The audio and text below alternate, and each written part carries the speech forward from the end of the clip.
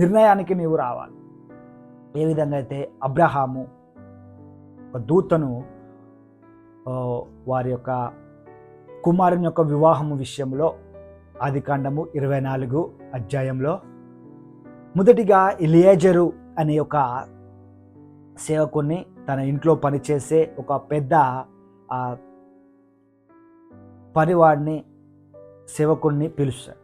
పిలిచి, ఎలియాజరు, నీవు నా కుమారుని కొరకు ఈ యొక్క కానాను దేశంలో నేను నివసిస్తున్నాను, ఈ కానాను దేశంలో కాకుండా నా సొంత గృహానికి మీరు వెళ్ళి అక్కడ నా సంతానము, నా యొక్క ఫ్యామిలీ, మా బంధువులలో ఒక దేవునికి భయపడేవారు, దేవుని అందు ఉన్నవారు ఎవరైతే ఉన్నారో వారి ఇంటికి నువ్వు వెళ్ళి వారి వద్ద నుండి నా కుమారునికి నీవు ఒక వధువును నువ్వు తీసుకొని రావాలి అంటాడు.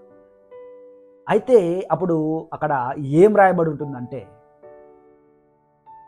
ఆయన అంటాడు,